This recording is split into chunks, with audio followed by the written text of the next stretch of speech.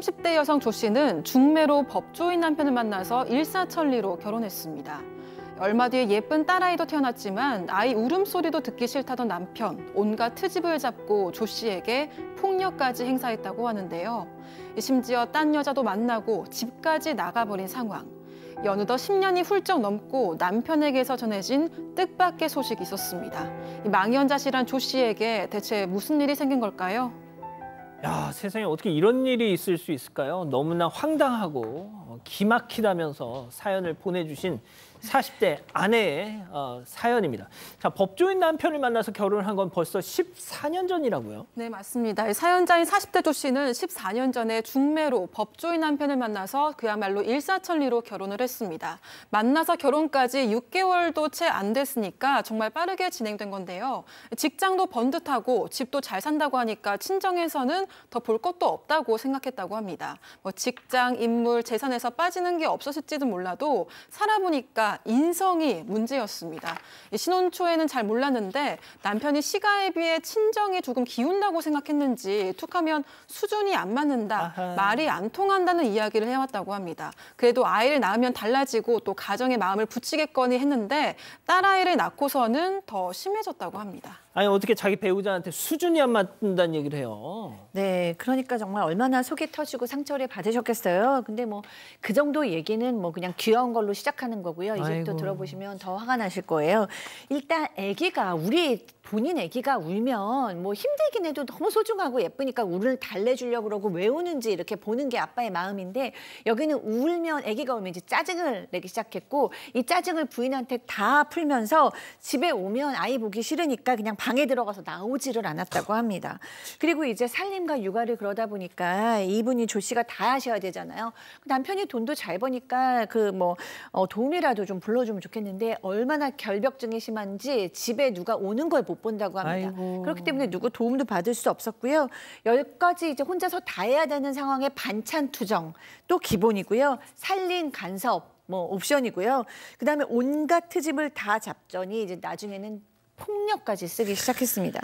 마음도 힘들고 몸도 힘든데 그래도 내 아이를 지켜야지라는 일념으로 간신히 버텼다고 합니다. 아니 그렇게 수준 높은 인간이 폭력을 써요? 그러니까 이 정도만 해도 그나마 양반입니다. 이게 끝이 아니에요. 그러니까 일단 아이가 돌을 딱 지날 무렵에 지금 여기 폭행 뭐에서 하나 빠진 게 있죠. 바람입니다. 바람. 이제 불륜을 저지르는 건데. 근데 이제 정말 우프게도 이 제보자인 조 씨는 믿는 구석이 좀 있었어요. 나한테도 이렇게 막 하는데 나가서 다른 여자한테도 얼마나 막 할까. 오래 못 가겠지. 근데 진짜 한두 달 갈까 말까 했는데 또 여자가 바뀝니다. 그러고 나서 저렇게 몇 번 만나다가 돌아오겠지 했는데 애가 3살 정도 됐을 무렵에 남편이 갑자기 집을 나가버립니다. 또 집 나가도 이제 금방 돌아오겠지 했는데 한 달, 2달, 6개월, 1년이 돼도 돌아오지 않았고요. 문제는 생활비 양육비도 전혀 주지 않으면서 집을 아예 나가버린 겁니다. 도대체 결혼은 왜 한 걸까요? 그러니까요. 이런 사람이 왜 결혼을 했는지 알 수가 없는데 딴 살림 차린 거 아니냐 이렇게 그는 정확하게 알 수는 없지만 시가에서도 남편 잘 모른다고 합니다. 문제는 일단 조 씨 입장에서는 애랑 둘이 살아야겠고 돈은 없고 이러다 보니까 친정에 들어가서 아이 맡기면서 돈을 벌기 시작했다고 해요.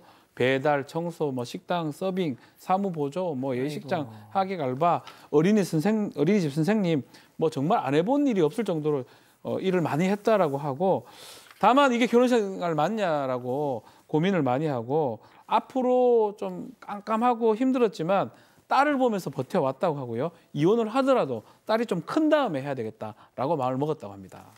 처음에 결혼할 때만 해도 사짜 남자 만나가지고 너 좋겠다 이랬는데 세상에 이 고생을 할 줄 어떻게 하셨겠어요? 네, 그렇습니다. 가출하고 맨 처음 1년 정도는 50만 원씩 생활비를 보내줬다고 합니다. 그런데 그게 끝이었고요. 10년 넘게 조 씨 혼자서 아이를 키워왔습니다. 시가에서는 그래도 손녀라고 가끔 보러 오시면 용돈을 주시면서도 내 아들이지만 나도 잘 모르겠다면서 거의 손을 놓고 있었다고 합니다.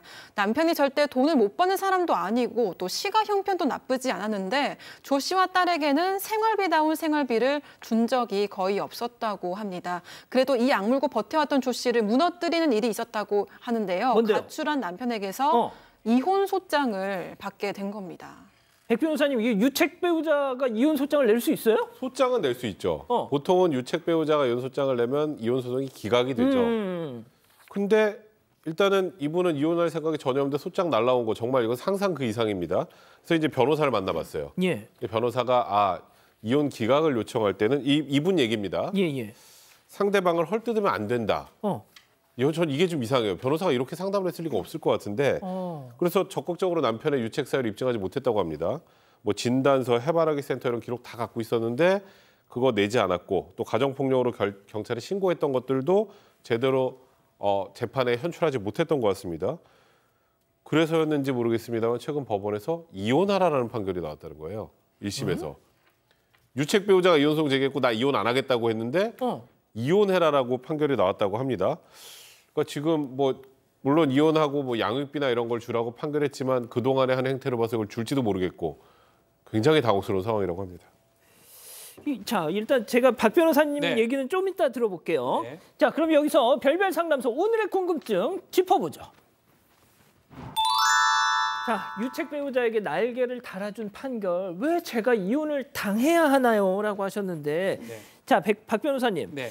뭐 양육비든 뭐든 일단 뭐 이렇게 된 마당에 그렇죠. 뜯어내야죠. 청구를 뭐 해야죠. 받아야죠. 1심 재판은 아마 그 추측해 볼 수 있는 부분인데요. 막 변호사가 그냥 기각만 시키기 위해서 제대로 좀 어떤 소송에 응하지 않았던 게 아닌가 추측이 됩니다. 그리고 지금 결과가 지금 이렇게 됐기 때문에 아마 유책 사유도 입증을 해야 되고요. 또 양육비도 못 받았다는 거 받아야 되고 그리고 재산 분할 같은 것도 해야 되는데 그런 건 있었다 그래요. 예전에 보면 이제 이 사람도 변호사 법조인이다 보니까 친구들하고 통화할 때 네 이름을 하지 말라. 그러고 자기들끼리 뭐 노하우 대출은 또 아내 이름을 해라. 세상에. 뭐 이런 얘기 했다는 거는 보니까 지금 재판하는 과정에서 보니까 재산 상황도 본인한테 불리하게 지금 작동하고 있거든요. 이런 것들도 좀 정확하게 대응을 해서 재산 분할이라든지 양육비 좀 더 받도록 좀 해봐야 될 것 같습니다. 일단 법적 조력을 좀 제대로 다시 한번 그렇죠. 좀 받아보셔야 변호사 되겠네요. 새롭게 좀 만나야 될 것 같습니다. 예. 자, 박상희 교수님, 네. 이거 좀 이제 뭐 법적인 건 그렇다 치고 지금 되게 힘드실 것 같아요. 너무 억울하시죠. 너무 정말 잘못한 것도 없으시고 10년 동안 아이 혼자서 꿋꿋하게 정말 별의별 일을 다 하시면서 아이를 키우셨다는 거예요. 우리 맨 처음에 다룬 아이템도 그랬는데 정말 인성이 조금도 되지 않고 공부만 잘하는 사람들에 대한 또 대표적인 사람이 이분 남편인 것 같은데 이 사람한테 기대할 거는 없을 것 같아요. 네. 돈도 이미 다 빼돌렸고 아이를 뭐 짜증을 내는 걸 넘어서도 한 번 더 찾아오지도 않았던 이런 차갑고 매정한 아빠 사실 있다고 해도 아이한테 도움 안 되고 맞아요. 상처만 줄 수 있거든요. 괴로우시겠지만 이제는 본인과 아이와 이렇게 둘만 생각하시고 좀 마음을 굳게 먹으시고 이 과정 잘 겪어 나가셨으면 좋겠습니다. 예. 자, 우리 가족 여러분들 뭐라고 하시나요? 네, 가족 여러분들 많이 분노하셨습니다. 먼저 YMH님, 인성 파악하고 아들, 딸들 결혼시키세요라고 하셨고요. H마토님, 나쁜 짓 종합 세트네요라고 하셨습니다. 그리고 군산 사는 남은땡님은 수준 높은 사람은 폭력 쓰고 바람 피고 그러는 건가요? 이렇게 지적하기도 하셨습니다. 그러니까요. 자, 별별 상담소 이렇게 정리하고요. 글로벌 픽 이어갑니다. 진실 추적자 사건 반장, 여러분을 사반 가족으로 초대합니다. 아래 구독 버튼을 눌러주세요.